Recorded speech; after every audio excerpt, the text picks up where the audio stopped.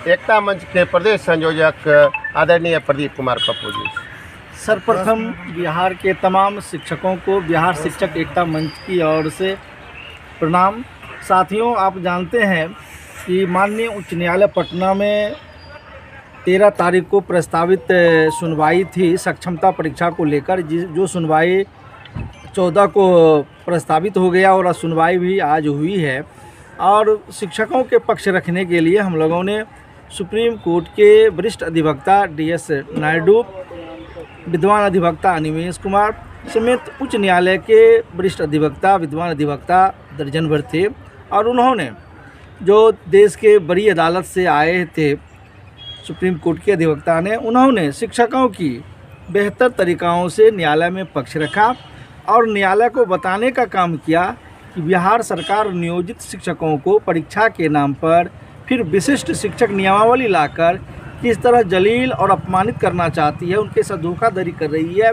और इन शिक्षकों को जो बिहार सरकार का शिक्षक है उसके तर्ज पर उनके अनुसार उनका कैडर और उनकी सारी सेवा सुविधाएं देनी चाहिए बिना परीक्षा का।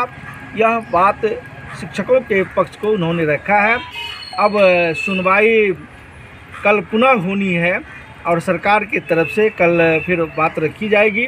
फिर शिक्षकों के पक्ष रखने के लिए संगठन जिस कोर्ट का जो आदेश होगा, जिस तरह का निर्देश मिलेगा, पुनः शिक्षकों के पक्ष रखते हुए इस शिक्षकों के पक्ष को मजबूती से पुनः रखा जाएगा। हमारे साथ हैं शिक्षक एकता मंच के अनुभवी पुराने नेता आनंद कौशल जी।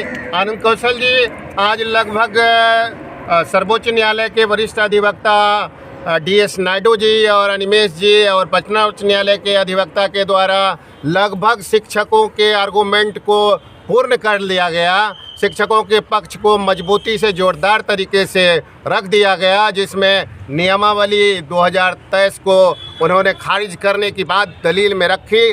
तो कल पुनः सुनवाई होनी है। अब सरकार को अपना पक्ष रखना है, तो इस विषय में क्या कहेंगे सर आनंद कौशल जी? देखिए, बिहार के तमाम नियोजित शिक्षक भाई बहन को सबसे पहले हम बहुत बहुत धन्यवाद देते हैं कि आप सभी ने शिक्षक एकता मंच पर विश्वास रखा और तन मन धन से सहयोग किया, जिसका आज फलाफल सामने है कि बिहार के तमाम नियोजित शिक्षक जिनकी मांग थी बिना शर्त राज्यकर्मी का दर्जा, ऐच्छिक स्थानांतरण और तमाम चीज़ों पर बहुत ही मजबूती से शिक्षक एकता मंच के द्वारा जो हमारे विद्वान वरिष्ठ अधिवक्ता सर्वोच्च न्यायालय नई दिल्ली से आए थे, श्री DS नायडू साहब जो पूर्व जज भी हैं, उन्होंने पटना हाईकोर्ट के माननीय चीफ जस्टिस के पास सभी बातों को लॉ के आधार पर, तमाम जो आपकी मांग है वह कैसे लॉ के आधार पर मिलना चाहिए, उसको उन्होंने रखा है। 2 घंटे से अधिक उन्होंने बहस किया है और उनका बहस के बाद हम लोगों के पक्ष का तमाम बहस पूरा हो चुका है। और आप लोग विश्वास रखिए, जिस ईमानदारी से आप लोगों ने विश्वास रखा है शिक्षक एकता मंच पर, तो शिक्षक एकता मंच ने भी पूरी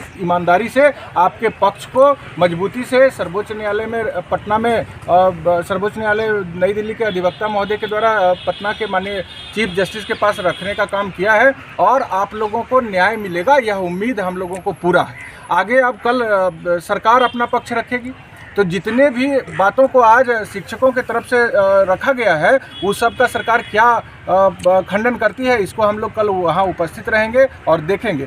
कहीं से भी बहुत चिंता का बात नहीं है। हम लोगों ने न्यायालय में जो ईमानदारी से संघर्ष करने का बीड़ा उठाया था और बिहार के तमाम आप नियोजित शिक्षकों ने जो साथ दिया, उसका फलाफल है कि आज हम लोगों ने बढ़िया न्यायिक संघर्ष को पूर्ण करने का बढ़िया से काम कर लिया है और कल सरकार रखेगी। कोई चिंता का बात नहीं है। जो भी लॉ आपके तरफ से पेश किया गया है, जो भी तथ्य आपके तरफ से पेश किया गया है, उसका कहीं से कोई काट निकाला नहीं जा सकता है। चूँकि जो चीफ जस्टिस थे वो हम आपके अधिवक्ता DS नायडू साहब से बराबर क्रॉस क्वेश्चन कर रहे थे और इन्होंने सभी क्वेश्चन का जवाब लॉ के आधार पर दिया है, तथ्य के आधार पर दिया है, एविडेंस के आधार पर दिया है और सारा सुप्रीम कोर्ट का जो जजमेंट आपके फेवर में था उसको भी चीफ जस्टिस साहब को उन्होंने उपलब्ध करा दिया है और बहस भी किया। इसलिए आप लोग धैर्य से रहिए, कहीं कोई विशेष चिंता का बात नहीं है। लेकिन आप सभी के समर्थन, साथ और सहयोग से ही यह मजबूती से नया न्यायिक संघर्ष को शिक्षक एकता मंच के संयोजक आदरणीय प्रदीप कुमार के पप्पू के नेतृत्व में हम लोगों ने आज पूरा किया है। कल सरकार का भी पक्ष सुनेंगे, फिर आपको जानकारी देंगे। बहुत बहुत धन्यवाद।